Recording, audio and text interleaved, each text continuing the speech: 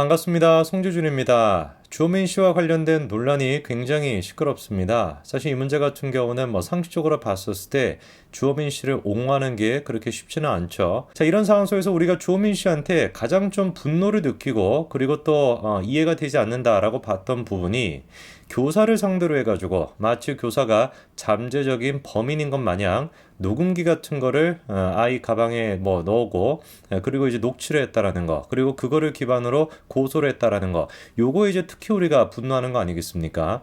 근데 이번에 드디어 검찰 공소장을 통해서 선생님에 대한 공소장인데요. 어떤 녹음이 되어 있었는지 그 녹취록이 공개가 됐습니다.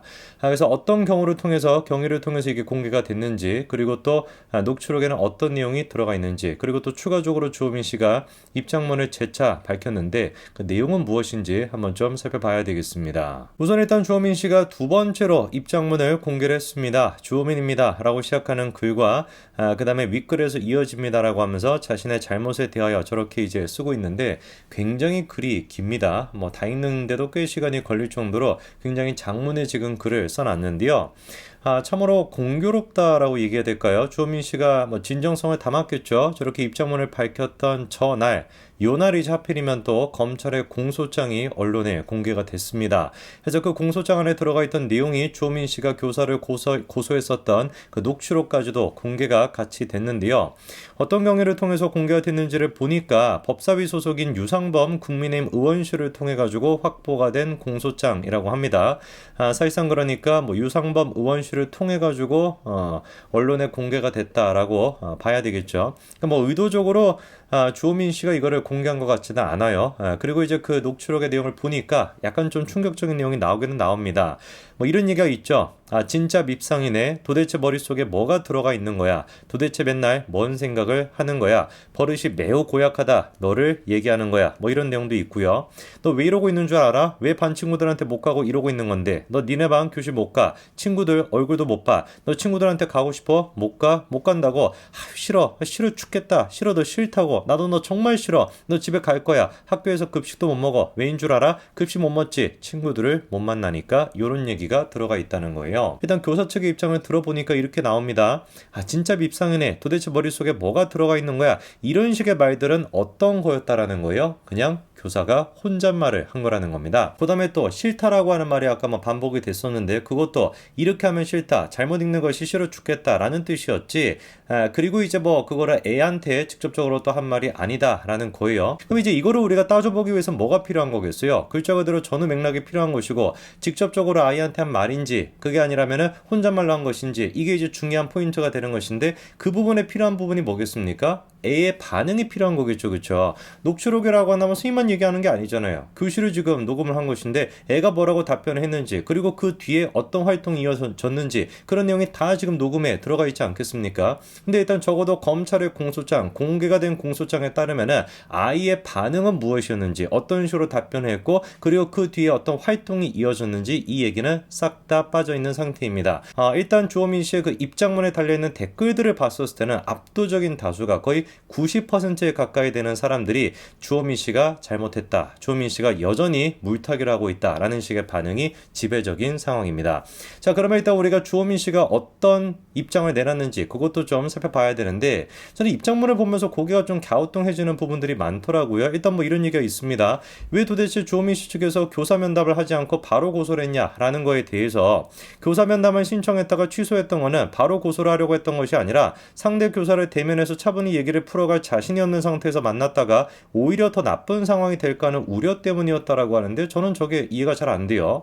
교사를 만났을 때 감정적으로 될까봐 상황이 조금 더 악화가 될까봐 교사 면담을 신청하지 않았다라는 것인데 충분히 그럼 학교 측에 제3자를 통해 가지고 접근하든지 이렇게 할 수도 있을 텐데 그게 아니라 주호민 씨가 선택을 했던 건 뭐였다는 거예요? 교사를 고소를 해버리는 거 아니었습니까? 그리고 그 결과 직위해제까지 돼가지고 지난 몇 달 동안 교사로서 활동도 못하고 있었던 것인데 이게 이렇게 될지 뻔히 예상이 됐을 텐데 교사를 만나가지고 뭔가 진척이 되지 않을 것 같아가지고 그래서 면담 신청을 하지 않고 고소를 했다. 글쎄 이게 납득이 되는 사람이 몇 사람이나 있을까요?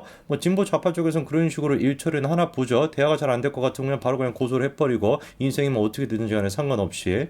그러면서 또 하는 얘기가 뭐냐면 자기들은 선생님이 처벌받고 직위해제 되기를 바랐던 것은 아니었대요. 당시에는 어리석게도 막연히 이렇게 고소를 하게 되면 중재가 이루어지고 문제가 해결될 거라고 믿었다라고 얘기합니다. 이게 도대체 무슨 소리죠? 뭔가 이렇게 문제를 해결하고 중재가 되겠다라고 한다면 고소를 하는 것이 아니라 일반적인 상식에 따르면 뭘 합니까? 아니 담임 선생님 찾아가가지고 면담을 하고 상담을 하고 그러는 게 정상적이지. 바로 그냥 대바람에 고소를 해놓고 야 나는 고소를 했었을 때 고소만 있다 해놓으면은 뭔가 이렇게 중재가 이루어지고 문제가 해결될 거라고 생각했어. 이건 좀 정상인의 생각이 아니지 않나요? 그리고 또 웃긴 게 뭐였습니까? 사실상 뭐 그 주변에 있던 그 동료 선생님들이 지금 증언한 내용인데 주호민 작가 측의 친척이 교무실에 찾아와가지고 고성을 지르고 신고당한 이후에도 출근하던 A 교사를 직위해제라고 난동을 부렸다. 뭐 이런 지금 증언까지 나온 상태잖아요. 저것도 뭔가 학부모와 관련된 법률이 있다 보니까 요즘은 항의를 할 때도 부모가 직접 안 간다 그러죠, 그렇죠? 고모, 이모, 삼촌 뭐 이런 사람들이 가가지고 대신 또 막 그렇게 한다라고 하는데 딱 지금 그런 모습이에요. 그러니까 친척이 가가지고 교무실에서 고성을 지르고 직위해제를 시켜야 된다라고 난동을 부리면서 그러면서 주호민 씨 같은 경우는 고소를 진행했습니다. 스님과 면담을 하는 것이 아니라 그래놓고서는 이제 와가지고 야 고소만 일단 되면은 뭔가 원활하게 해결이 될 줄 알았어. 중재가 될 줄 알았어. 글쎄요, 국민들을 바보로 하는 것인지 뭔지 모르겠습니다. 그러면서 또 하는 얘기가 한 사람의 인생을 재판을 통해 끝장내겠다라는 식의 생각은 결단코 해본 적이 없대요. 그리고 소취하는 거는 법적으로 불가능하지만 사과를 하신다면 얼마든지 도울 것이다 라고 상대 교사 측에도 전했다라고 얘기를 하는데 정작 재판에서는 어떤 얘기가 나왔습니까? 그 주호민 씨의 아내가 강력하게 교사를 처벌하기를 원한다, 요구한다 라는 식의 얘기가 있었다라는 것이죠. 그리고 그 이유는 뭐라는 거예요? 교사가 사과보다는 행위를 인정하지 않는 쪽을 선택하시는 걸로 보였기 때문에 이게 이제 저 사람들의 주특기 아닙니까? 진정성 있는 사과를 하지 않는다라는 거. 그러니까 자기 딴에는 지금 교사가 사과를 했으면은 내가 그거를 뭔가 뭐 탄원서라도 작성을 한다든지 얼마든지 도울 거라고 나는 생각을 하고 있었지만 교사 당신이 진정성 있는 사과를 안 했기 때문에 그래서 우리 아내가 어떻게 했다는 거예요? 강력하게 처벌하기를 원했다라는 거죠. 이게 강력하게 처벌을 요구한다라는 게 아니 사과를 한다면은 내가 좀 뭐 용서를 하겠다, 사과를 한다면 내가 적극적으로 돕겠다라는 사람의 반응입니까? 그런 사람이 무슨 뭐 사과를 똑바로 안 했다라 그래가지고 진정성이 느껴지지 않는다라 그래가지고 강력하게 처벌을 막 요구하고 이럽니까? 그쪽 세계에서는 그렇게 뭐 되나 봅니다. 이거 무서워서 살겠나요? 그러면서 또 하는 얘기가 자기 아내 같은 경우는 재판장님이 처벌을 원하냐라고 질문했었을 때 잠시 망설이다 네라고 답한 것이다 라고 약간 좀 이런 얘기를 하고 있는데 정작 지금 나오고 있는 얘기는 뭡니까? 당시 이제 공판 과정을 보니까 특수교사 처벌을 원하느냐라는 질문을 받고 반드시 강력하게 처벌해 달라라고 이제 아내가 요청을 했고 이어 피고인 신문을 진행하였고 그날 공판이 종료됐다라고 나오고 있습니다. 완전히 그러니까 약간 좀 주호민 씨가 얘기했던 것처럼 머뭇거리다가 얘기했다라는 건 주호민 씨만의 망상이 아니었을까라는 생각이 들고요.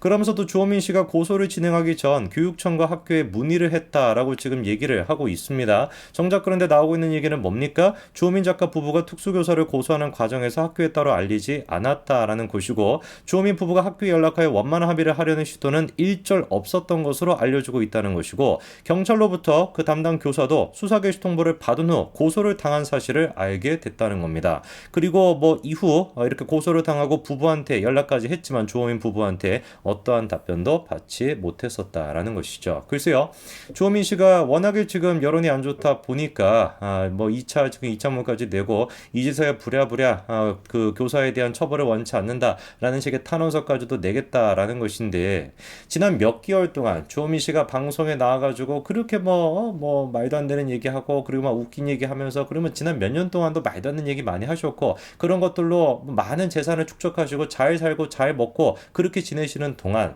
교사는 어땠습니까? 재판에 넘겨졌다라는 이유만으로 직위해제가 되어 있는 상태였단 말이에요. 정말로 주호민 씨가 그 교사를 생각하는 마음이 조금이라도 있었다라고 한다면 상황이 이렇게 되고 나서야 뭐 탄원서를 쓰겠다라고 얘기할까요? 제가 보기엔 그렇지 않습니다.